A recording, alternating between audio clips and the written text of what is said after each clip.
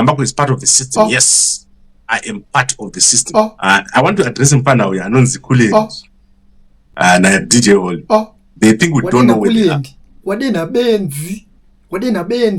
Muri Zimbabwe ndadzoka. Ukaona ndanda kadai so ndingenda katakura majoka inini andinchike zvinochikisa because ndinotovhundutsira awo ndotogonawo zvekuchikidzira vanhu izvi because ina tingadi kusiya munhu achirura munhu achitengesa vanhu achipedza kusungisa vanhu nhasi tadzoka tine imwe nyaya iri kupisa mumastreets panapa but ndina co-host wangu 0.5 creative studio, and in the studio today I'm not alone as well. I'm with one of my guys ukuthi timbonyatso tsanangura nyaya yacho zvekuti pachanakidza. Put on your seat belt titange basa kana uri koko uchidriver uchigara tiita zvinoita kana uchidya isa chikafu paside boss unongodzipwa because nhasi akudyiwe rinopisa. 0.5 kuri sei uko? Aiwa tiri vapenyu baba tiri vatano enda zviri kutsvobira. Aya hanzi 0.5 aita sekundanzwa minongo chingoshaudwa nemuchinda uya wemusoro muhomba atanga ndega akapiwa musoro vamwe vaipiwa zvipo zvemari zvipo zvekutamba bhora iye akapiwa chipo chemusoro. Gambakwe vanhu vanofanira kunyasomunzwisisa kuti haana kutanga nhasi kutengesa. Gambakwe vanofanira kumuziva kuti ndo zvatori. Ende kana uchiteerera Gambakwe teerera at your own risk because unopedzera kufunga kuti zvaanotaura ndezvechokwadi. Kubva ari panasti Gambakwe ndo zvaaingoita izvozvo. Mastudents aakadzidza naye vanotomuziva ende mavideos aripo takamuexposa ende ticharamba tichimudyisa chifumuro kusvikira afumuka. Saka anga ataure zvake zvaanotaura ende andozviziva kuti kana pakutaurwa nyaya dzepolitics machannels mahombe ndeapi. Pataurwe machannel mahombe panyaya dzepolitics pasina 0.5 pasina Kulet TV. Andozviziva izvozvo. Pane imwe futi yatoningirina yatoona iye that is a own goal because azvigohesa ega iyoyo achitaura kuti zvoni hanzi Zigo panga ari kuGlenview akazotorwa foni yake nemakomana esystem anga azotengeswa ndobva azobuda chichimudhiri inini ndikagara pasi ndikatanga kurikola his videos achitanga kutaura zvaitaura achitanga kuti Zigo azodai Zigo ataka Zigo ndazozviona papa kuti ndiye munanga kutosungisa Zigo wacho futi because Zigo aishandira Gambakwe then Zigo ndobva azosiya kushandira Gambakwe akuzviitira zvinhu zvake ega paakazo establisha yake ngekini Zigo TV yaingne before anga ari mushando kwa Gambakwe paakasiya kuita zvinhu zvake ega ndiye kwakutanga kutotengeswa zimudhara ziguru shoshuwa risinganyari ngotengesa vana kudaro naimi. Aiwa Gambakwe angaida kuti mhuri yake idyeka. Munofanira kuvanzwisisa ipapo. Batoona Gambakwe arikuda kuti mhuri yake idyeke saka akasakatotengesa apei aipinde kubva kuZanu-PF. Amana but vana vacho vanonzi vari kudya vana vacho vatobvuma kudya nenhai kana ndivo vana vanonzi vari kutozi iwo kanopinda mhuri yako netikirikiti lemutengesa vanhu mari yemusodzi mari yeropa. Gambakwe haanetse kubata kuti ndiye anotengesa vanhu. Because I'm still remember pane pakamboendwa kukoti kumachi kana uchiri kuremember pakambonomatchwa kuembassy ndobaziro takaenda tese but inini haandizivi yo akuziva but inini haandiziva ndawanda mota pandaenda ipapo andozotakaita haatombonetse Gambakwe akatanga kuti rwisa kuti isatore mavidhiyo akatorwa dzione kutora parikaita mavidhiyo because inini haandizive uyo akasara akagara mumota apedza akanoita vidhiyo akatanga kudedzera kuti ana Kulendi havana kuuya kukoti because vakatengwa vanoshandira system but inini haana kundiziva because inini ndandiripo ndindaitora mavidhiyo Kulendi waiona footage ndonyaya yakamunetsa manje iyoyo ndokuti akatanga kurwa kapapa problem yake haagone kuita kubudisa nyaya dzinenge dzine musoro dzichiitika anoda kushanda vanhu anoda kurwisa vanhu of which basa rekubudisa news rekubudisa nyaya iyo hakuna journalist anoziva nyaya dzese why Gambakwe achiziva pane munhu wese anenge achiona kupi information iyo iwo nyango katobva kuSouth Africa uko kuenda kuZimbabwe anotaura kuti ninge ari kuZimbabwe ari panzvimbo yakati ukabva kuSouth Africa ukatama kuenda kuNamibia anotaura kuti ninge ari panzvimbo yakati anenge achizoona kupi hanzi chiwenga ari South Africa anenge achizoona kupi zvinizvo audzwa nani because chiwenga is the vice president zvinhu zvokuti zvinofanira kuzvingozikanwa nenyika vice president vambobuda munyika iye anenge achiona kupi but munhu abuda zveprivacy because aenda kuclinic. Aiwa Gambakwe ndo zvatori. Gambakwe hanzi Gambakwe haasi munhu. Gambakwe is a spirit. ndo same statement futi raSarwaka iroro raitaura futi.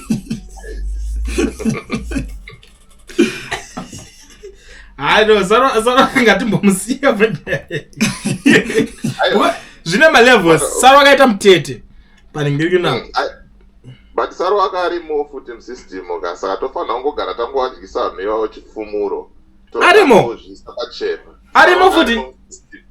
Iwo imagine pavanhu vese vanga vane influence pama WhatsApp platforms vachitaura against the regime vakaenda kudemonstration vese vakasungwa, and Sarwaka, he was the only one akabuda.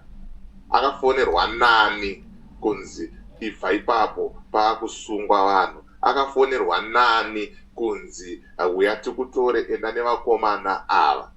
Zviripo on record achitaura iye Sarwaka wacho nemuromo wake. Saka isusu hatisi zvedu vana vadiki, ende zvivhitivhiti zvedu zvakasununguka, ende zvinoalawa, zvinobvumira munhu wese anoda kuuya achitaura chokwadi, anoda kuuya achinyepa, anoda kuuya achinyomba ZANU-PF, anoda kuuya achisapota ZANU-PF. Saka tinongokupa platform, but unozongozvipfuura wega kana kuzvisungirira wega uchitaura mashoko asiriyo. Saka why out of vanhu vese ana baba mudiwa vese vakasungwa, iye ega ndiye akapunyuka? No, but this issue, but this issue Sarwaka anisikuona kukwana kwake. Nyaya ndidza Gambakwe. Because panyaya yaSarwaka sekuziva kwendiri kuita. Kwendinoita nyaya. Because nini kazhinji ndienda kanyarara zvangu, but nyaya ndechidziziva dzese nyaya dzechiitika. Tikada kucheka tinoona kuti pakasungwa madzibaba veshanduka, vanosungwa musi 17. Madzibaba veshanduka vakazosungwa vatogara umba kwavo 2 days. Havana kusungirwa pasini panzvimbo yaitirwa demonstration. Ndomusungirwa wakaitwa madzibaba veshanduka. Because demonstration yakaitwa musi 17. Madzibaba veshanduka vazosungwa musi 21 kumba kwavo. Saka chiweka kuti bva musi 17 kusvika musi 21 pane mazuva mangani. Vanhu vakawanda ndopa vasinganzwisisa kuti sei Sarwaka asina kusungwa madzibaba veshanduka vachisungwa. Vanhu ivava umwe neumwe anga akumba kwake ndomusungirwa vakaita. Ofuichi Sarwaka wona ka Sarwaka hasi based mu Zimbabwe, ari based mu South Africa. Warudaisa chivole.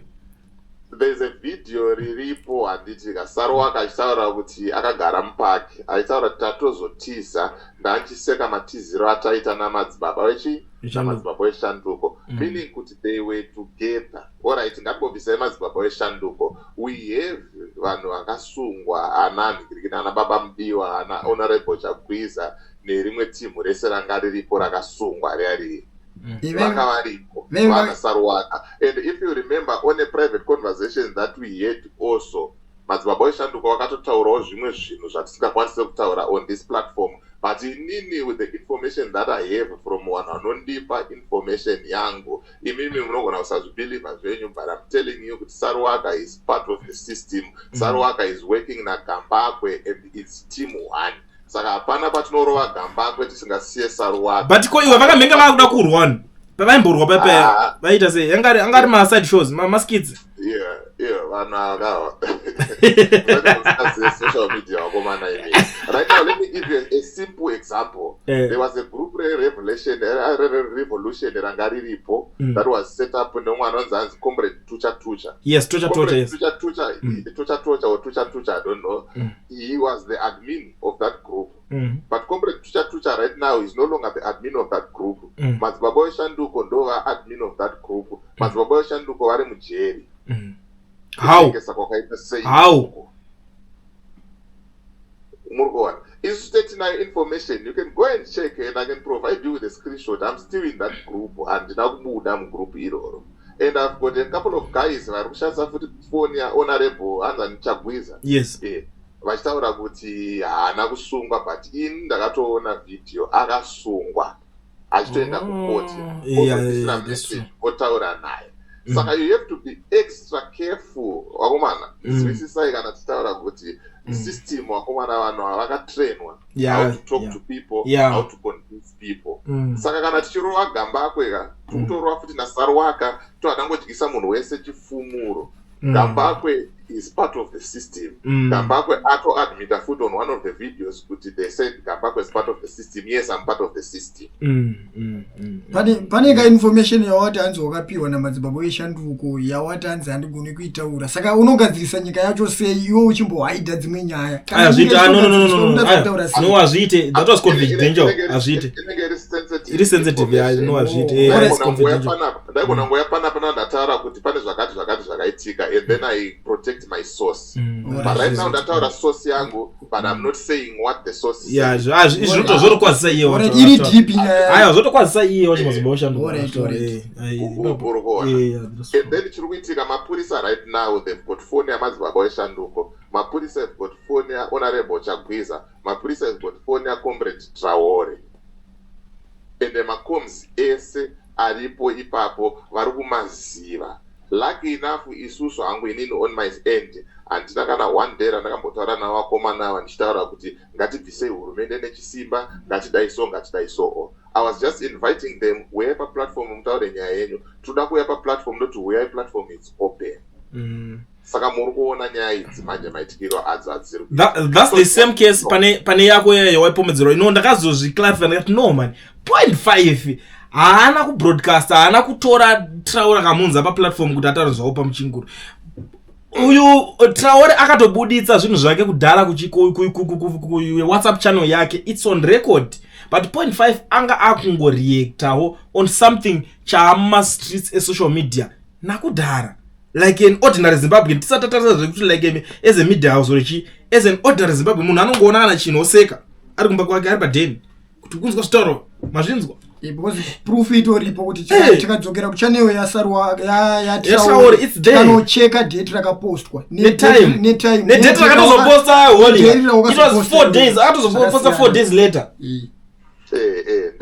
Even ukaenda kana kuma TikTok mavideo aTraore ariko mavideo yayo ende video iroro rakanyanya kutrenda futi because video iroro ranga ritori hot nyaya dzaitaurwa papo nyaya dzinopisa. But yo wakungozorwawo mafuta eshumba. Aiwa seshumba aiwa mafuta eshumba anotyisa baba mafuta ehwai akutwa hwai ozi vanhu vanoterutsa hwai kasikazi umwana akutwa hwai. Akamunazo anotoziva kuti maplatforms anopisa and anotoziva kuti dzine vanhu and anotoziva kuti we are my biggest channels zvekutodaro saka vanotokwata. Saka isusu tongoramba chingoti ngoma ndiyo vakomana vanga vadyiswe chifumuro. Why Gambakwe aritaura kuti hanzi nyoka yemabhunu must plead guilty aendeswe kuZimbabwe handiti kana Traore vakasungwa. Imagine right now Gambakwe is posting sensitive information between iye nelawyer ranyoka yemabhunu panguva yavaironga vachitaura zvavaitaura. What is he trying to prove? Kuda kutengesa so that the lawyer can be labeled kuti akasviba kana kuti this was the kind of information he was sharing nani naGambakwe. Imagine urikona ada kuzvichenesa iye achizora mumwe munhu matope. Munhu akadaro saka anosirwe iye achitengesa vamwe. So isi tobva tangotaura hatiti isinzi ari kutengesa vamwe tototengesawo isi tongotengesawo kuti munhu mutengesi. Totengesa. And one thing anofanira kuziva ka isusu hativhundutsirwe baba kunzi tiri kuziva kuti muri papi. Aiwa I'm ready to die for anything. I'm ready to die baba for anything. But muchifumuro chadyiwa zvatopera. Mweya wangu unozorora ndikaziva kuti at least ndakaitawo something panyika. Hanzi mimi mune musoro mudiki saka ini ndiri musoro muhombe saka munofanira kugara muchindikwata. Aiwa kuchwani. Gambakwe haana kana yaanayo Gambakwe even chipato chake chachi M31 chachi chiri kutofanirwa neZANU-PF chachi arikuda kutongokonzera confusion zvake. Munhu akakwana chaiye haafa akamuka na 5 o'clock achiteerera zvinenge zvitaurwa naGambakwe. Ende Gambakwe ukada kuona vanhu vaanosimbisa ende vanhu vaanofollowa vanhu vakaita saana Rumbi mahure eZANU-PF mahure ana akasukuwere vaya ndezvekupenga zvaanenge achiita Gambakwe hazvitombomake sense. Ende mapepa ake mamwe tinogona kuzongorekesa zvedu kumataura but is on record achitotaura kuti Rumbi I love her so much but she backstabbed me. Urikuona munhu anenge atori nenyeri hada kutonyenga futi baba.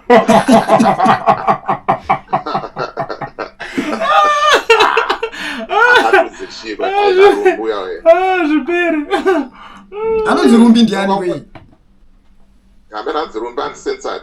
Meno kanga ure. Anda nezvi. Meno tanda nezvi atomo musiye. It's not even relevant.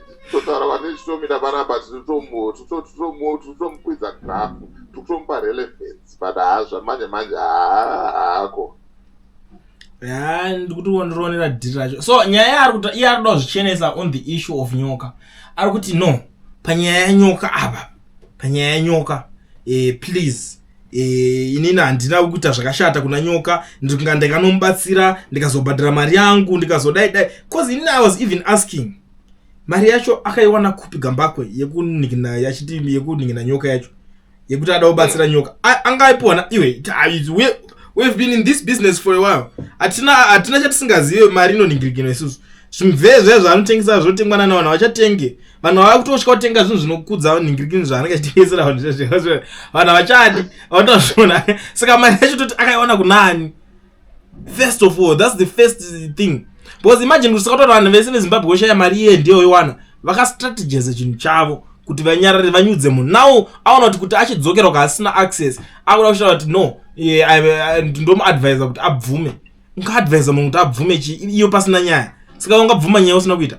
Why? Because nyaya mubudiro iri kuita iri kunzi Gambakwe akapiwa mari kuti nyoka yemabhunu adzoswe kuZimbabwe. Ndombudiro kuita nyaya idzi. Gambakwe apiwa mari kuti nyoka yemabhunu adzoswe kuZimbabwe. So maloya aishanda naGambakwe achinomiririra nyoka yemabhunu. Wakada kutariswa kuti chii chakabuda panyaya idzodzo hapana chinhu chakambobuda izero. Saka Gambakwe izvozvi Gambakwe ari kunzi aiswa pama1. That's why akunyengerera nyoka yemabhunu. No. It's not about that man. Zvekuti hanzi kwaakapiwa mari kwakunetsa kwakunzi you have to do something because wakanyudza mari. It's not like that. Isu hatine nazvo. We don't care. Ngavanyura nditi mari yenyika. Iyo mari yeyo zvakafanira kuti mari yanyura iwe. Woli. Ukapiwa mota nakuti nautambire rewe. Mari yenyika yatatoita toti toidya muri yeZimbabwe totoshare nemafollowers ese angu uye mudye mari yenyika iyi because ishare yavo ko ukafa usina kuinhingina ndototora bata ndichinje mataurira ndikuita ndotaudza zvekupenga kuti mari yekuba fuck off ngatidzosere kumaZimbabwe toendesa kana kucharity. Iwe ndiwo pfungwa dzako.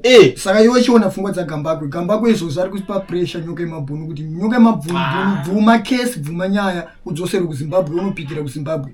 Mission yake inenge yatocomplete ipapo.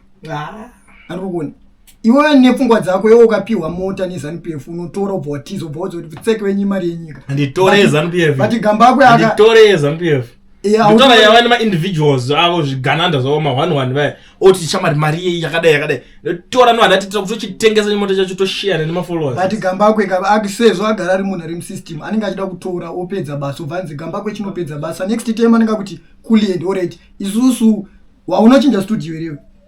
Aye, zvabasa izvi man. Uchicha wakatiza. Angakutengesa njani? Aye, man. It's not about me. We are not talking about me here. Aye, what for example? No. It's not about me. It's about this Gambakwe boy. Ndiye angatengesa zvi. Aye, wakapinda. Aye, wataura chokwadi. No. It's not about. We are not here for that now. Nai, tukutara nyaya nati ndasandizore hola tutara zveGambakwe. Tingasanga ndoba munokanganisa baba kuti mune mchitiza nyaya muchiwanda. Kana munhu akakutengesa ukachinja studio ukashandisa imwe studio chete. Nai. Ndosaka ndatombobata nyaya yaSarwaka ndichiketi ndopana. Nyika ngaigadziriswe iite order. Ende mumwe munhu angatosiya futi ipapo ndo anonzi Apostle Makore uyawe. Ndiye futi mumwe munhu ari system futi iyeyo. Varimo vese tukuvaziya. Saka vanhu ngavangosangana nechifumuro. Arimo Makore we. Makore arimo musystem baba. Arimo musystem. Andikandiyarutaura kuti hanzi ndakanzi hapana vakoona zvavari kutaura. Akaudzwa nani izvozvo? Achiudzwa ari pai.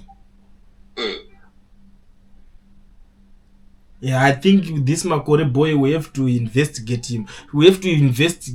Atimbonzwa kuti chii chaari kunyatsofamba nacho. Because sometimes zvifumuro zvofanira kunyatsopedzeredzera. But the boy is now threatening to sue you guys.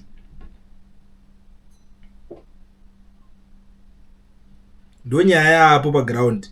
Autaura kuti if you guys continue kuramba muchinhingirike nhanzi ndikukusuwai. Mameno mukuiona seiko. Ngirine yacho. iwe ungasuwe munhu kuti akubvunza kuti tipe umbowo hwenyaya yako iri kubuda ichinzi iwe uri kuita zvakati nezvakati nezvakati chitipa umbowo bva ita maemotions bva tindokusuwai saka ari kutiza nyaya yacho bcause isi tiri kubvunza zvetiri kubvunza kuti one iwe nyaya yako iri kunzi yakadaiso iwewe kuti nyoka wacho asungwe akapedzisira kutaura newe ndiwe munhu waakapedzisira kutaura naye ubva wati hanzi musandibvunze nyaya idzodzo ndokusuwai saka tiri kuti tiri kuenda kupi aiwa it's on record one of the lawyers anonzi Chris I have a recording yake itoripo on this platform achitaura kuti akareceive a call 5 minutes before aitotaura nanyoka yemabhunu nyoka yemabhunu aitotaura naGambakwe 5 minutes before aitotaura kuti ivo vanhu ava vari kunyembedzera ngo varikuda kumubatsira they were involved it's on record zvinhu izvo zvasi zvekutombonyeba Gambakwe aungoona kutoti abatwa futi kechi2 saka haakuda kudzoka kuzviita kunge munhu akangwara haana kana kutombongwara Gambakwe arikutonyepera vanhu ende tiri kutomuziva Gambakwe bcause kuita maemotions hanzi musandibvunze nyaya idzodzo mukangoramba muchingondibvunza ndokusuwayo amende ari kuudza vana vadiki here kana kuti iye ari kuona kunge iye ndi ari nyanyoziva mutemo wacho stereki akuti kunge iye ndi ari kuziva mutemo wacho tochikidzirwa natungwarara tochikidzirwa naGambakwe futi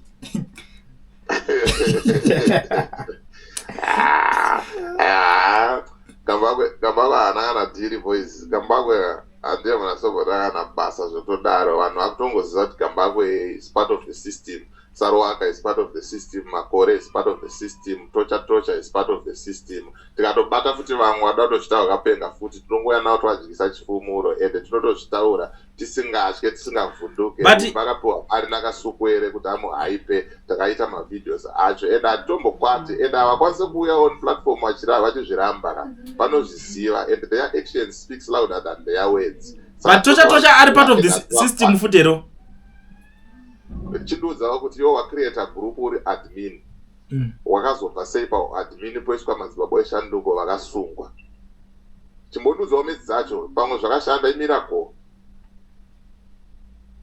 yeah but you're right because ini chandoziva pagrupu kana munhu akabuda ari iye admin handiti pasara pasina admin angari ye one admin pano admin unoenda pane munhu akatanga kuedwa mugrupu iroro I think Mazibaba Shanduko was the last kuedwa or second from last.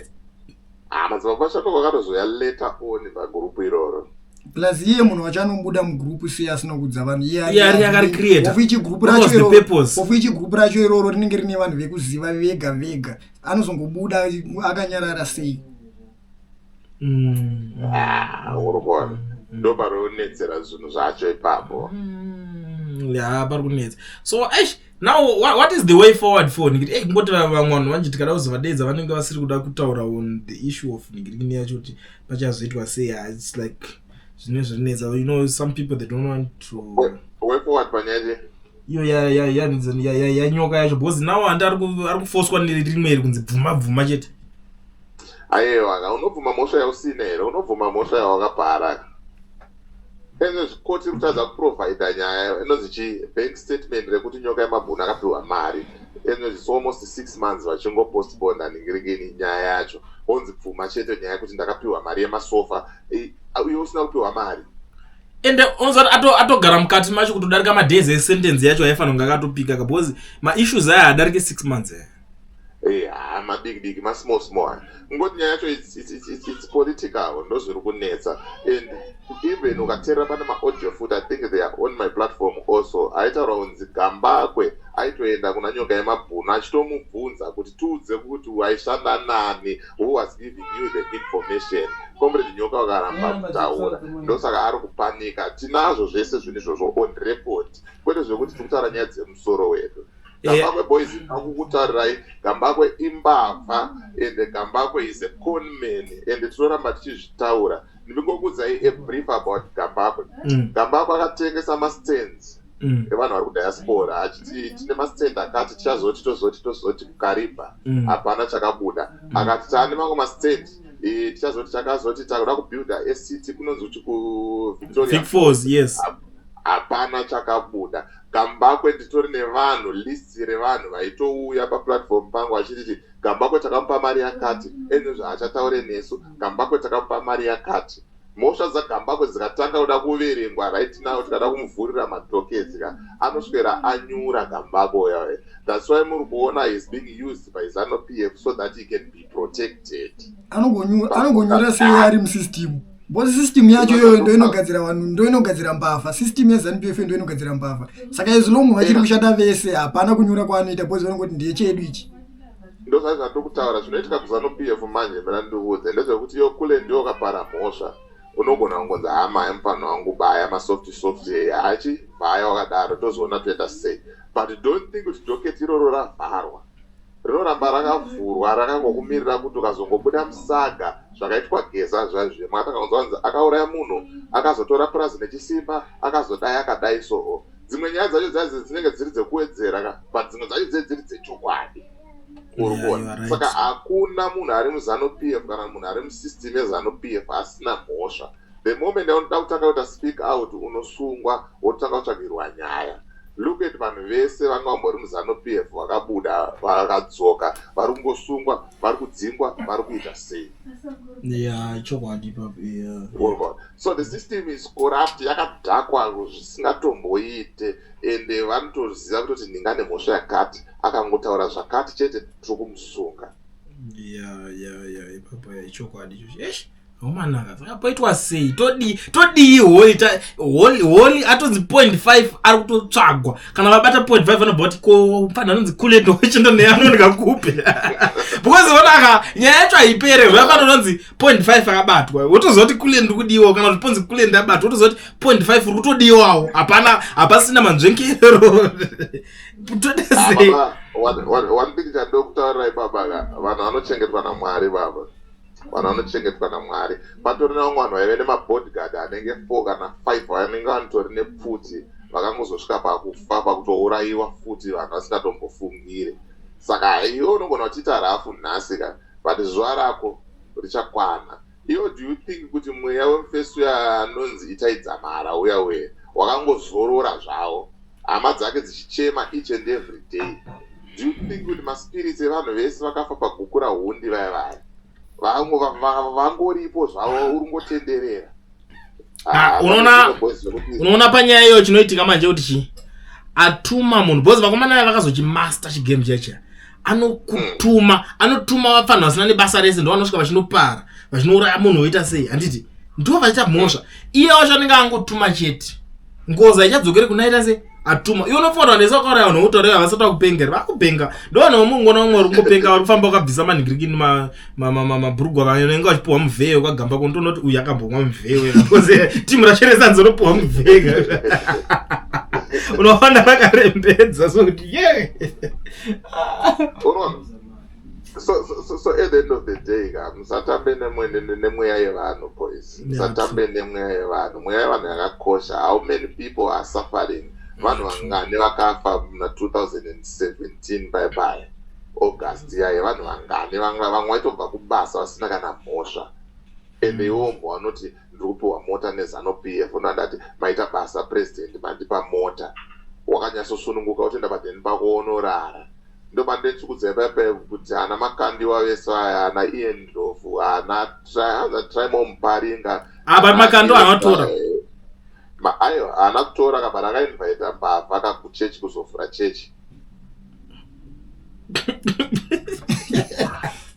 akainvite mbavha kunyepere inyangani baba dzatinonzwa I think ngati continue ngati tichitsvaga umwe munhu wekuedha anotaura something on this issue because awana akainvite mbavha akusi kunyepa ichokwadi. It's on record. Google and say kuti Mnangagwa criminal cases anobuda kunzi fraud case yakati chakazoti ari minister kwakati akazorepa akati akazoita zvakati ana Susan Mutambesa vari kutaura. Sasa tikazozvitaura manje onzi you are undermining the authority of the president, you are undermining chakati, but it's on public domain. Zviripo pachena. Vanhu kule ndio tikakuti you are a YouTuber umwe watsamwa. Akusika you are a YouTuber. You every day uchitomuka uchirova. Uchimuka. But I think can mari yepresidential green gold scheme imwe yacho yakaiswa muaccount yemukuru. It's on record lawyer richidaro. Mukuru wacho ndiani? The president Mnangagwa. Saka chi? Can we investigate this Makore guy or just time rimwe day?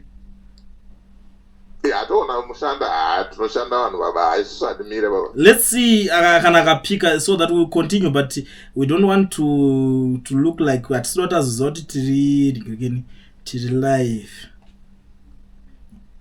because we only want to know what is the case of Wally.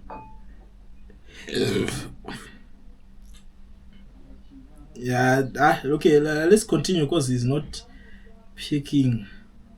Maybe he's busy with something else. Maybe other business, something. I don't know who's next. Yeah, but yeah, people, you are right. You are right. Wambotaura kuti uri muchechi, uri mufundisi, uri kutaura naMwari. But Mwari wacho haasi kumbotaurawo here kuti ona akaudza uyu mutsure uyu kuti ari kuita zvina kunaka. Ndopai pandozoti inini hangoka anonzi Apostle Chiwenga vanhu havamufarire, but he is one of the people who speak against the government. Uzvambokuita roma zvina kunaka. Itaedza mari akangodisappear. Tezvara vapindira. Tezvara, we are live.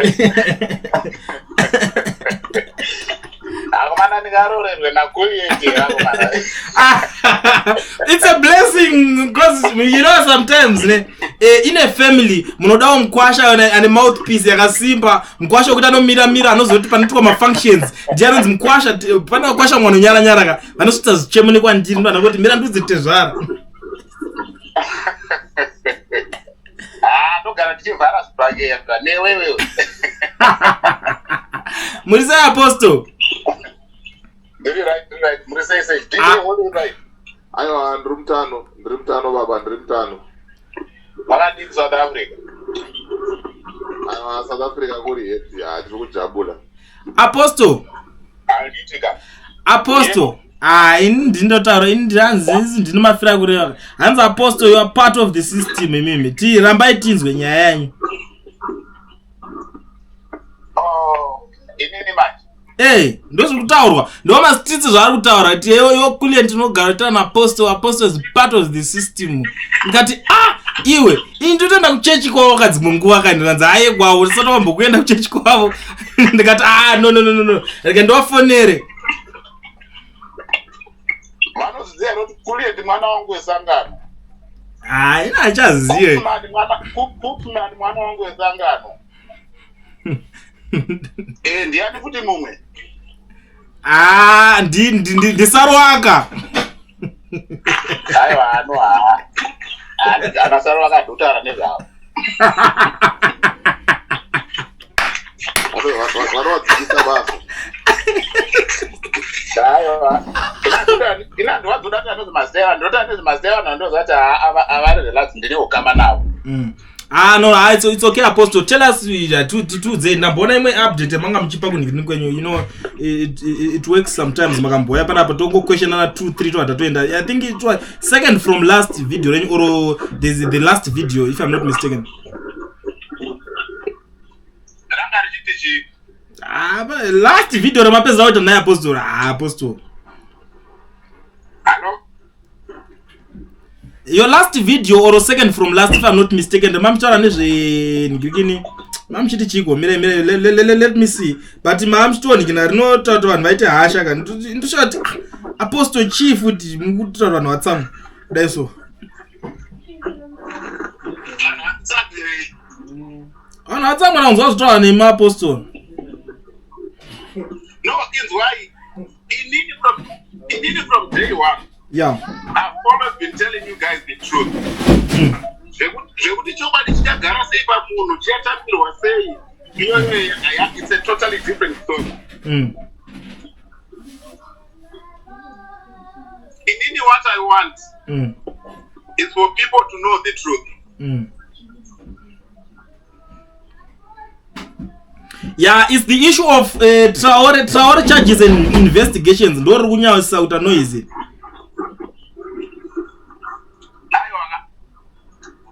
kuita noise komurukira kuita noise crime watch Zimbabwe. No. You know what? Zvinoita vanhu manje kuti chi. Panongonongota vanhu 4 but vachinetsa kuti even but apostle mazwa zvanga zvitaura chichi yani mazvona. Tadangota no but apostle tinongona kuti ne access kwavari tinongona tase kungotaura nawo pa line like this then vongo clarify 2 or 3 things zvingada kuzikanwa nevanhu because especially vanhu vari nyawo popota nyaya on the issue of Traore. Ya Traore yo plus futi vamwe watu vanzi you went to meet Traore kam.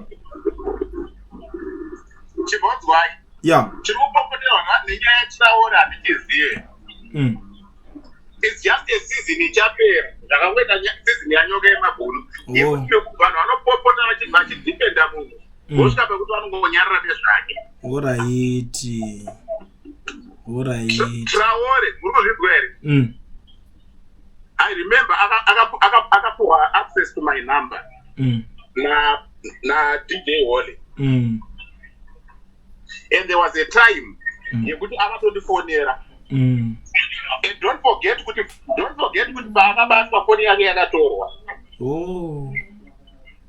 And zive kuti munhu wese akaita maconversation naye akutozikanwa. Yeah. And I'm one of those people akaita maconversation naye. Yes, including that interview that we did last time on Kulian TV. It was around July, I mean, yes. Exactly. Why is it in trouble? Ndakaita maconversation naye. Because ndaimutaura zvaivaka. Mamuri against him. Ndiri against him, but ndikutaura zvovaka. Handiti mazvona. Pane kuti ndiende kunyeperai kana ndinoya panapa ndichitaura ndakadai indine a different face when it comes to that situation. No, I don't do that. I will tell you the truth as it is. Kuti kwauri kuenda uku chenjera unonyura. Chinhu chikadai so izvi ukabatwa panobuda unopabuda sei. Ndikupa the proper advice. Ndosaka mtiona ndogona kuya pana ndotuka chero munhu ka but ndikutuka zvine kuvaka handisi kutuka zvegrudge. Saka nyaya yaTraore vanhu handisi kubvora charo chingavatsamise nenyaya yake. Akabatwa then vanhu vakutanga kutaura zvakawanda akazotengeswa nani akazoita se hapana atambotaura naye kuti munzwe chokwadi. But ukabvunza vanhu kuti aigara kupi vamwe vanoti ati anga ari South Africa vamwe vanoti ati anga ari kwamutara achinyepa kuti ari South Africa. Saka zvinezvi nyaya dziripo ndedzekuti macharges aTraore is facing up to 3 charges. Number 1, they want to see kuti immigration akapinda sei and akapinda zviri proper here. Kana asina, it means to say heads are going to roll. It's true. Hapana chiri kunyepa ipapo. Number 2, Traore was taking it personal. Remember, aitaura kuti hanzi vamwe varuita politics the gods. You remember that? Yeah. That's too sensitive to say. Kuchipadza vanhu, that is wrong. Then wachiti ana honorable paMutenguri ndo vari kumhanya madrugs. Now they've got an opportunity of having a case against him. Handi muri kuzvinzwa? So this is where we come in and say yes, these things were said. Takazvinzwa tese. But takukumbirawo ruregerero so that you don't open any case against this guy pertaining to this issue. Because if they have an issue against him, it means to say he's not going to be allowed to come out of Zimbabwe because he'll be running away from his case. Situation yake inobva yazofanana neyanyoka yemabhunu. Yeah. Saka anofanira kuramba arimo muZimbabwe until the case is settled. Ko akasuiwa. Because what he was saying, does he have evidence in that matter? No. Saka isusu hatikuramba tichitenda nyaya dzese. Basa rangu inini samufundisi nderekumukumbirira kuti yesi mwana anokanganisa. Paakanganisa ipapapo, what do you think needs to be done? Not get him down. But where didn't this yeah. This is the situation. Yeah. But now we appraise to all these stories.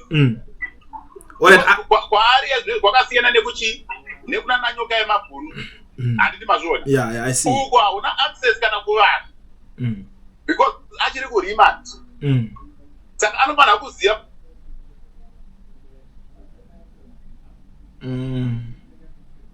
Muchiri kunzwika rapostwa 0.5 apostle ari kuZimbabwe network yavo iri kunetsa. Tachida kuti wabvunza mubvunzo kabhozi pane shoko ririmo mustreet karimwe randaida kuwabvunza apa manje network yavo iri kubva yatodhakwa kudai so.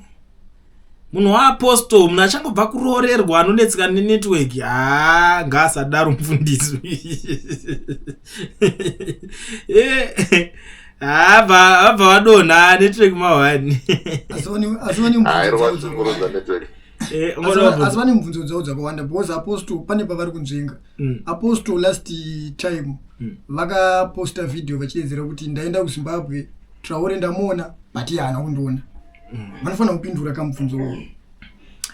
You know, some of the issues vanenge vakunzvenga unozotopa kutanga kubvunza kuti uona taura kachitudze nyaya yako about your last video wanzwa mhinduro dzacho munhu akutotenderera ndatozotanga kutonanga direct cause unozanyaya inachida kuti vasvike ndada kuti vasvike on the issue of 0.5 cause ndo vakatanga kuuya on public platform vachitaura nyaya dzo of course nyaya takadzinzwa behind the scenes dzichitaurika mumacorridors of power ekusaidi kwavo ikoko kuningirina nditi but ava ndo vakazoya nadzo on public vachitaura kuti no 0.5 akapa platform kuna ningirikini saka ndozvida toda kuziva since iwe wedream the street vari kuplaya futi chibig brother kuna ana upa muchinguro vari kuzviti ihanzvadzi yana upa muchinguro ndo petachida kuziva ndikavanzvinga kanyaya because ivo wanzwa vachitaura kuti inini basa rangu saapostle ndire kukumbirira ana Traore kuti varegererwe because vakakanganisa vakatadza saka ngavadzoke ngavakumbirire holi karuregerero kana inini ndo zvandinoda kuziva ini because it doesn't make sense kuti ivo vari kuziva zvinhu zviri kuitika votaura nyaya yemunhu voregedza mukumbira regerero where is apostle makore because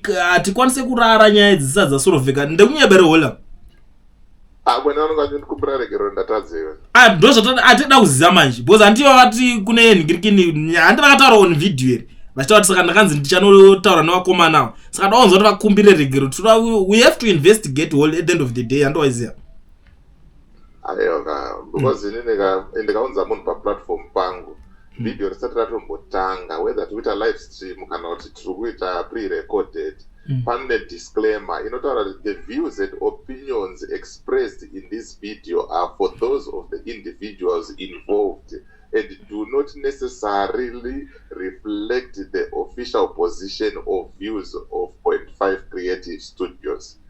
Content presented is for informational and discussions purposes only. I understand that. It's also good, but you know when we are investigating. That's.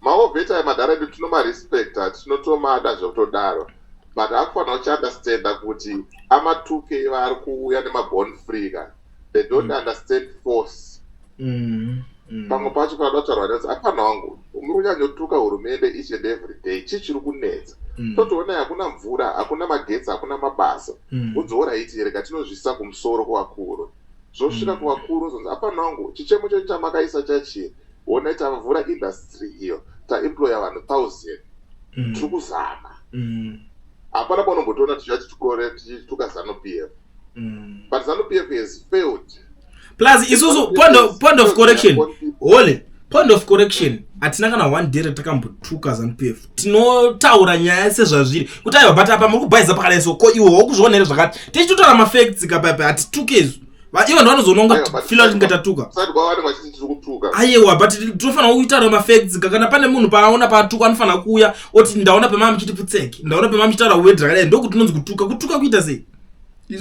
isusu tinotaura kuti we correct things tinototaura kuti magetsi aya ndeye kujusa tiri kujusa magetsi but tiropedza wiki magetsi asina kuuya bva zvanzi magetsi ariko ivo bva vaenda kuparamendi bva vanodzimirwa nemagetsi bva tabudisa kuti magetsi akaenderwa nemagetsi ari kuparamendi bva zvanzi mazvibuditsire chii saka tatuke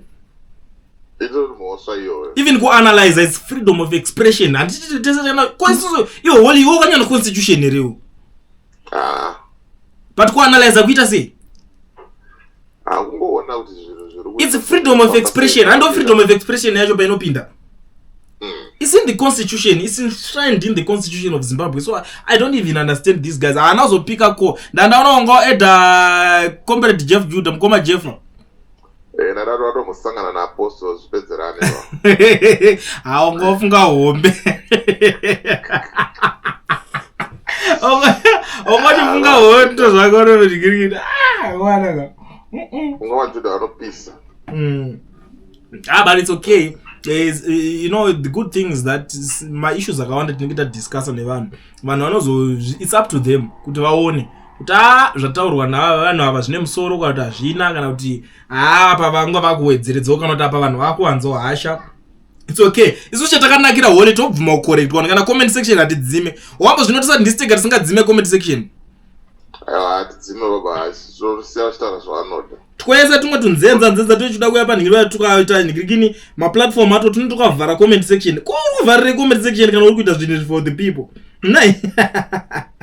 Anenge achitya anotaura nyaya dzekunyeba. Ini ndozvimirira baba. Inogona kusvika mucomment section vakati ndakatotukwa ndakatoisa thumbs up love nelike ipapo pandatukwa ipapo.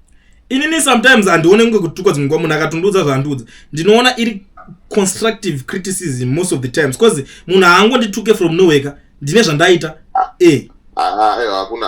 Hakuna constructive criticism inonzi pamaloti pako.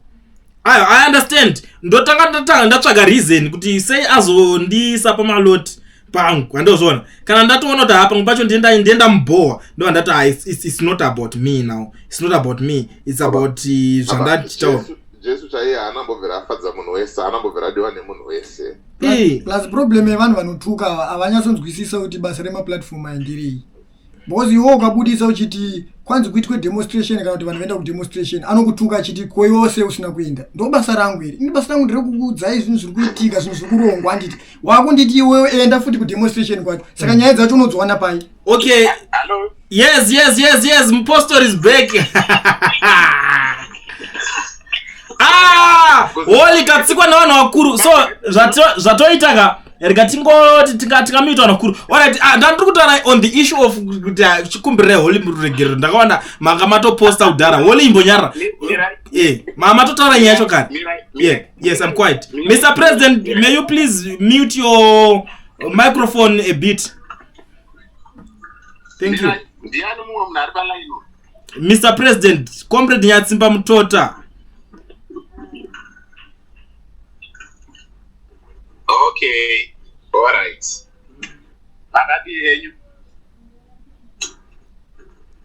You greet him later, Apostle. Okay. Yeah. Yes, I'm there now. Network is no good. Can you hear me? Yes, I can hear you. All right. Yes, loud and clear. Ku platform ukunzwika loud and clear.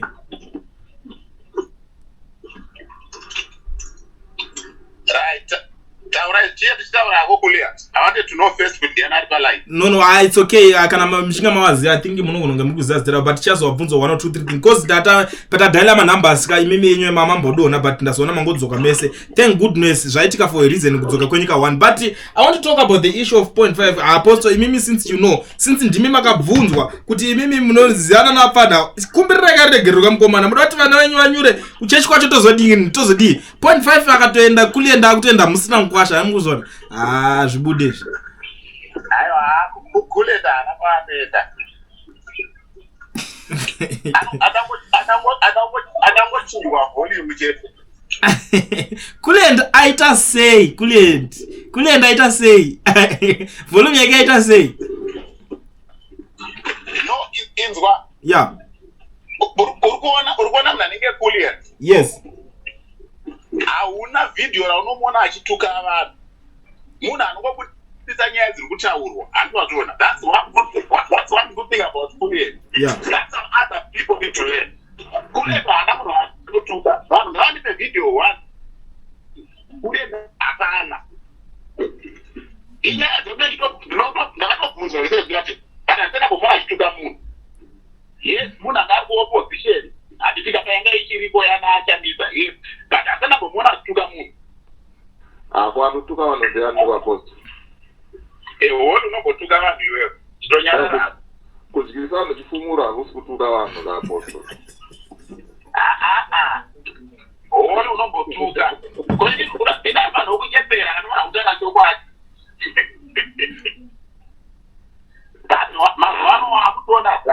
Mazwano wakutona dawo. Saka pane zviitika at least pane pekutangira because amusi aggressive ati mazvona. Mutori machano mutange kutaura zvakanaka nezveZimbabwe muchimaketa nyika yenyu, yes, and then you get affiliated in marketing and then you are connected to build a national station in ZBC here. Muchilinka from outside, that's what you are supposed to do. Move your channels to the next level. Zvinopamba pamberi. Maawenda kuVictoria Falls muchinofilma. Maakutadzira on behalf of ZBC is like maakupuwa macontract. Tochita station yaane variety. Yeah, that's true, but panda mari chigara matisanganisa nemari dzacho dzekuti chite izvozvo because for you to go to Victoria Falls you need money, honestly speaking. Ana ZBC nanani vanhu vaya vanopuwa mari nestate. Isusu hakuna state inotipa mari.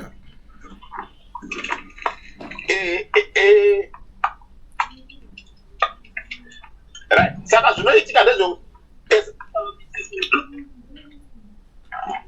ndezvekuti kutuka direct ini ndichiudzwa nyaya yaTraore. Ndoda kutaura chokwadi, ndikasakutaura chokwadi anoita mistakes iyayo. He was becoming too aggressive and accusing people when he doesn't have tangible evidence to support what he was saying. Hani mazvona. But it's on public domain.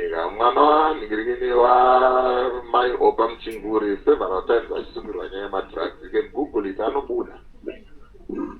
Right, reporting about it and making accusations are two different things.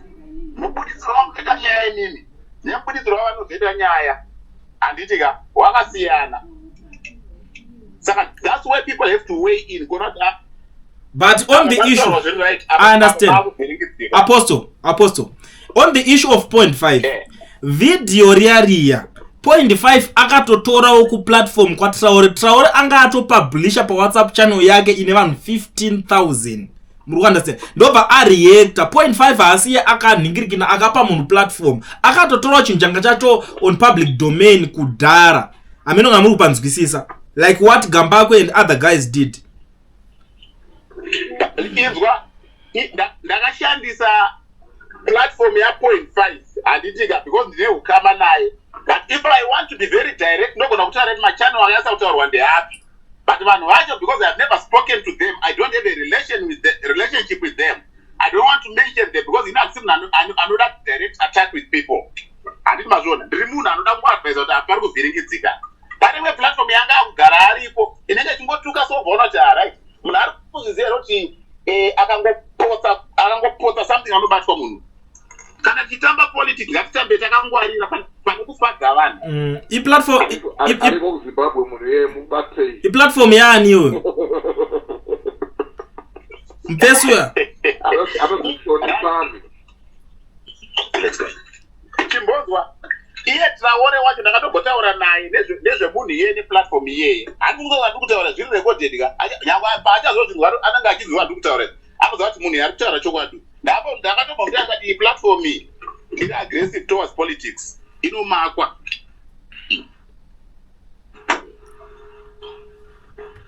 So what is the problem now, Apostle? I understand Jamukutaura.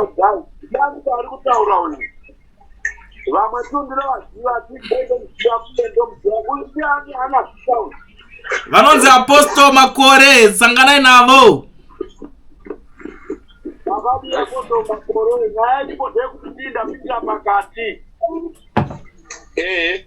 The thing is, right?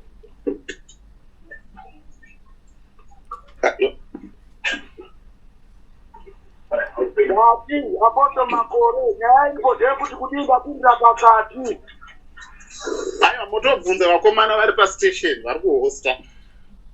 Imimi neni tangohostwawo.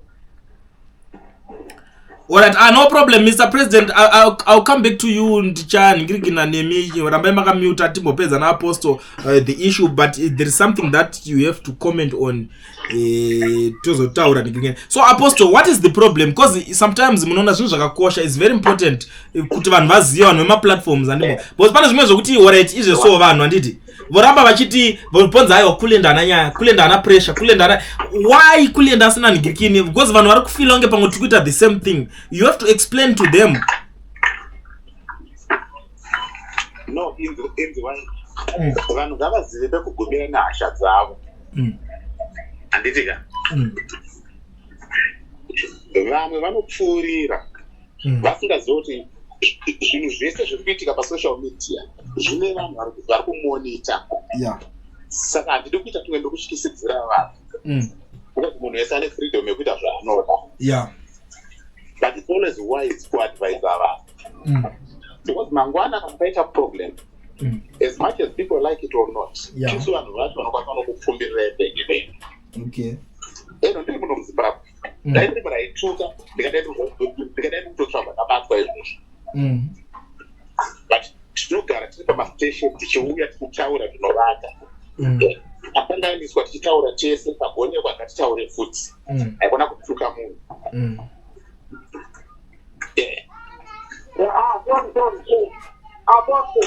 Apostle makore kuti mwana wasema nenzara, mwana akatema titi nenzara, kana une nzara unogona kutuka nokuda kwenzara.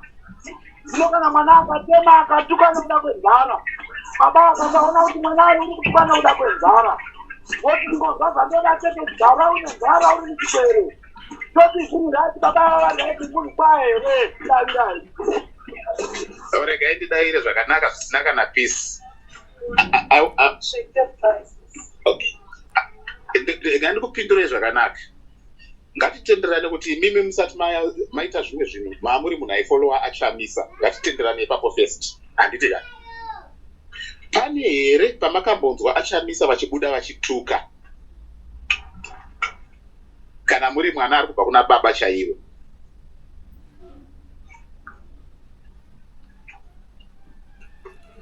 Wapedza here? Wapedza? Ndapedza. Ndikupindure Apostle makore. Ndapedza ndabvunza kana musina kunzwa zvese. Nzara inogona kuti munhu abe. Nzara inogona kuti munhu auraye munhu. Nzara inogona kuti munhu atuke kana mai kana baba vake. Nekuda kwokuti kwaita nzara. Kana baba akapa vana chikafu achisarudza kuti uyu ndo wakabarwa namai veve wokutanga, uyu wakabarwa namai vakapedzisira kuroorwa, baba vavo vanogona kuita zvimwe zvinhu vachitukwa navana. Ndonga unonzwa sona iwe. Ndiri kuti ini nhasi uno ndikanzi ndiri purezidendi wenyika ino, inini zvandiri panapa muntu asinongohwina tete. Ipapo vanhu venze opposition vatova vana vangu. Kana ndogovera vanhu zvinhu handituki vanhu pamutanga kuti ndamunokuwanikwa makavhotera apa nokuti nyange vasina kuvhotera asi vanhu vari munyika mako thesaundi yeeconomy zvinozoita mamembasi aya egambiye vanoti vanhu indai munozvinikira indai munopuwa mabage kana mbeu natamisa uno makavhotera izvozvo zvinoita kuti vanhu vasabatana munyika vamakore nasavhundizwa muri munhu mukuru aispektiu pamunoita maningi pamunoita kunyika vezvizvozvo munotaura zvinoku apapa pokuti vanhu vedu vakarabha hapana kunaka. Vaudei nhasi purezidendi wayo kwandirini ndivataurire point blank ndakamira mberi kwavo kana vachandivura nekuti ndomuti wandinofa iwoyo vachiwaerewo tiraone makore. Alright, regai ndimbotaure chimwe paya mukana nditaure paripo patinomboenda kumajeri. Handitika tichinoona vanhu vakasungwa mumajeri paya paya.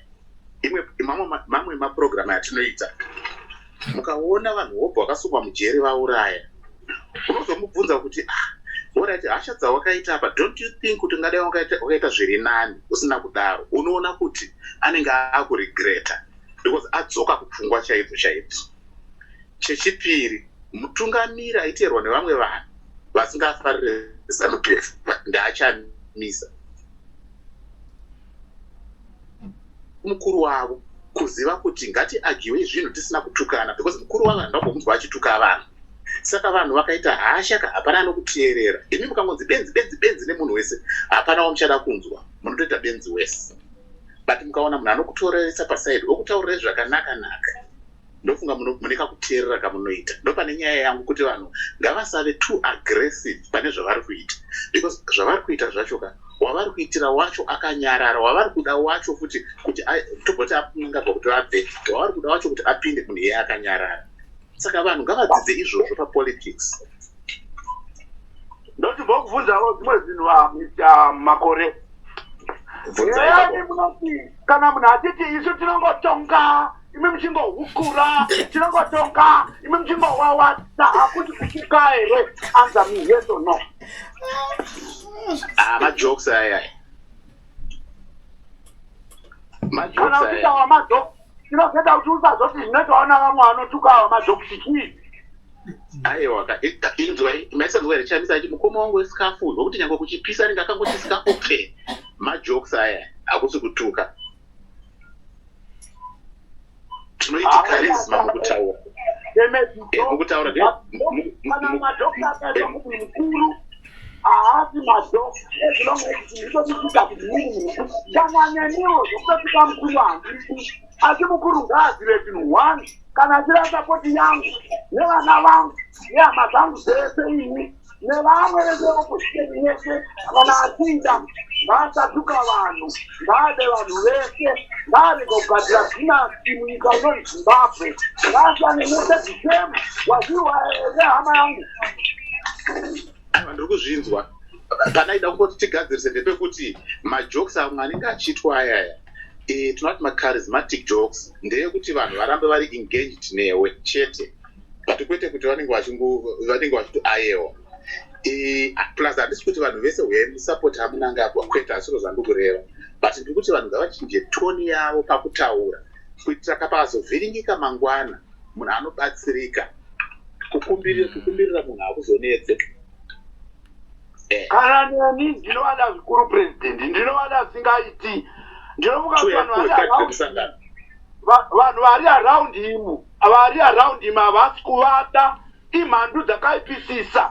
Mukaona ipapa vakadzimirwa mageta, ndakatobuda ndichitaura ini kuti mungadzimira president, ndipresident wenyika yedu. Akazoonekwa nedzimwe nyika dzidzimirwa mageta vanoti kudini, ndaitozvida. Asi kana votanga munongoufunda ndikungotonga, ndoda kuitangana kumaruzeva kutisewa mukuru ndamnokuona Chamisa ani mandate ipi iye akaruza maelections kuti makaruza hurumende yedu yakutonga namunangapa. Vanhu vavo vari paground vobva vati hakuna mbeu, hakuna chikafu, hakuna wheat, ndamnokuona Chamisa vada kuti vandokuwa kupiko tingazi kuna munangapa. Baba vangu regai ndikutaurirei zviripo zvinotaurwa paintaneti nepamasocial media. Ini chandinoziva mukazwa vachitaura kudaro, so nyange ukaenda uriwo imwe party unongopuwa, hapana andakambona achidzanyima. Ndokupai good example, kuripo kunonzi kuGazebo kana kuti kuEastview kwakapuwa mastands section 1 to section 14 ndokunge ndovato section 17. Mukatotarisa ipapo pavhotirwa last elections, 2 previous elections, munoona kuti vaihwina ikoko ndeve opposition, but paipuwa mastands aizi mastands ari kupuwa mayouth eZANU. Ndopandi kutaura kuti pamwe pacho panoda kushandisa uchenjeri hwako usina kutuka, so that unongofamba urimo iwewe saying yako ngazionekwe muballot box, because paukuramba kuenda kuti izvo zvekupuwa vanhu veZANU uri kusara nyika ichitoenda pamberi. Eastview yakahwina, ende akahwina ikoko neRuben Chikudo in 2018 asina kumbokampena, but mastand akapuwa mayouth eZANU. Saka toti munzwisise madynamics epolitics anenge aripo, ndozisinganzwike nevanhu, because vanhu havauyi kuZimbabwe, vanhu vobva vakungopopota paintaneti vasingambouye kuZimbabwe kuona kuti madynamics akamira sei. Isu tinenge tichiona dzinenge tichizviziva. Saka mukazwa nditi kune vanhu ngavasapopote, ndikuziva zvandiri kutaura, ndikutobatsira vanhu vakawanda ipapo. Vangatadzozvinzwisa vataitobatsira vanhu vakawanda. Apostle vamakore ukudarira hani muri inogara kumaruzevha inogara navanhu takapinda mitangano yakawanda vanhu vachitikwati ndinotokuwa witi natamisa ndiripo kwete ziya zvekuti hazipo ba asiwani vanhu vani kunyima zvinhizi wazvizwa here kana president vasingazvizivi leti mlangenji tibola ini ndikasangana namunangagwa nhasi kuba ndizoperi vanondibabasa zuva iroro zvoda kuti ini ndinonjeri dzechokwadi ndeke nyange kutonga kwakura petapira asi dzekeri kubasi kuda nokuda kwavanhu vavo vanoti iwo haiti kutaura navo asi vanoti vanonga kutaura navo asi zviri mbavha vakaita vanadzau vanatadzirei navamwe vakadaro vanoda nonhirwa so vanoenda padhuze napresident vachidya napresident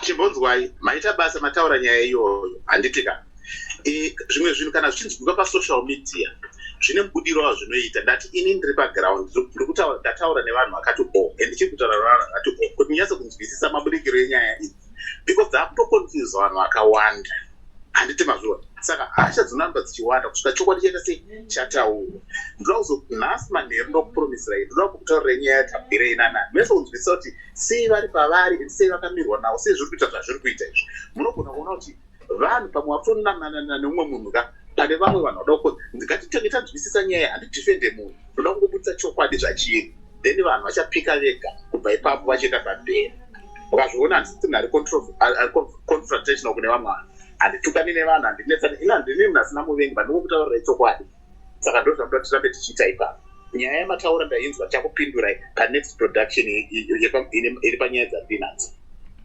anerotakuona kutaura Gambakwe, the last thing I want you to answer. Yekuti imi munaona zvakanaka here nyika pasitengere chakatatarira sabango asingopinda asaringii achibva atora maendirese achibva kutamba nawo achikwazvosinde zvake takatasa tichiona sebvakazvirai kuti nyika ichigara nawo posheni nokuda kwautenzeri une chimbavha mukati zvinhu zvaiti here ini babani kana kuti ndobvazvira kutiro mana kuti ndinakauzira shuwa kuti here tengera makore ndokupesira pamukanapo kuti vamaendirese kundarirakanisa ongotorwa kutore kuita kugudza izotototi nyika iri zai kana iri zai kwakadaro ini ndotaiti zai ngatida kutonga nhasi nesdown handizokwanzirisa ndotoda kuridza kutonga yendimba kutonga yepapo ndotopada havona kuti munhu wanje anochida ipapo haiwa wakatonga kwato vakafana indopadaro alright regai ndivokubvunzei mubvunzo muri paline kudai ndakuda kugadzira ndiri pandakuda kupinda iye akatorerwa vanhu vacho makambomuzwa achitaura here kana kupopota kwakaregere kurwira vanhu vaakatorerwa ndo nyaya dziri kuseri dzingadzika mune vanhu dzamunofanira kubvunza kuti muwane chokwadi ima ndikangoenda kwei ndotora mwana ndotora adzimai ndotora muzukuru ndotora tete imakangonyarara hazviiti hamuna kuti mota yake yakarohwa nekuti hamuzivi kuti mota yake yakarohwa nekuti ari mamugari hamuzivi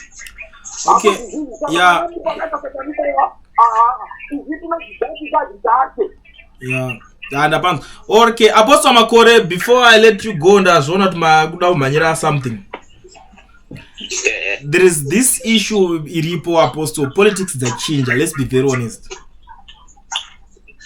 Issue yekuti politics dzachinja izvezvi mastreetsa no inini manje pandiri kuti dzachinja ndipekudai so ndiri kuti alright vana ndozoti vana vakakanganisa vakaita zvinhu zvakasiyana siyana vanhu vanotraya since Zimbabwe ne freedom of expression, freedom of association, vanhu vanoda kutraya kunotaze kunolinga vanhu valinga nawo zvekuza nopiye mafights aya mafactional fights akaperera kwamutare we all know that handiti vana vachiri kusungirwei ndozve pamafanira kupinda kaimimi sechechi kamotaura kamuonesana nawo kuti vana havasina chimwe chavachataura bhozi vakaziva chokwadi makapedza diri sport kudhara zvenai nyika yogarika nemunhu wesezve chimhonzwai inini as of now ndakangotaura kuti macharges andiri kuziva ari kuzoiswa pana Traore ndeani kubva mukatarisa munoona ndo zvakazonyorwa nechi necrime watch Zimbabwe but inini ndoda kuchimuona iye ndinzwe nyaya yake kuti akanzi chii, because ava vakwanisa kunditaurira and handidi kubhiliva kuti vanonditaurira. Ndoda kuti iye anditaurire semunhu so that kana ndakuuya nditoshandisa saiye sereference kuti ndikuti ndakabatirwa nyaya yakati because pane docket rakavhurwa. Hapana munhu anobatwa pasina dockets. Saka mukandipa mukana iwowo wokuti taurira Traore, I will actually bring you the correct position. Manyepa anenge achingopedwa painternet. Ayo andapanzwisa enda ndingotara kuti ndikutara pa next victims ndikungoti politics akusina chatombotaura zvemafaction fights in ZANU-PF. Vanhu vatoneta nazvo zvinzvezve. Vanhu vakungoanalyze zvinhu zviri kungoenda mastreets. I don't know kana pane vamwe vachine zvivindi zvoda kupinda nyaya idzi, but to be very honest akusina nyaya dzekuti vanhu vachataura kapa. Alright, I will just see no, and skutara on behalf of Traore only. Ndikutara on behalf of all the guys like uya wamamta mchita aipa Traore platform. Kana akuzotaurawo zvimwe achibudawo musaga dzanyaya dzake amadhiri ake. Kana pane dzimwe nyaya dzakandingina ndikungoti apa kwanisere kuti bhuku racho rungovharwa zvongodarika. Voita zvavari kuita then nyaya vanhu vokontinua nelife vachienda mberi. Aiwa, nekubatwa kwaTraore ndofunga vazhinji vakudzora volume. Ndakanzwa mwaitaura kuti tamara tiri kutopera 1-1. Kuri kuti vanhu vazoona kuti politics hausimutambo. It's not a funny game. I understand. They didn't know. Yes. It's a game that can determine your life. Yes. Yeah. Vakuri kupushira vacho havasati vambotaura sekutaura kuri kuita masupporters. Vanhu ngavazvitarise izvozvo.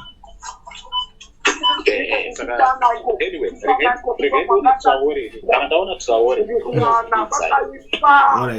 all right. It's okay. Thank you so much, gentlemen, for having time. Thank you. I respect your presence here on Clean TV.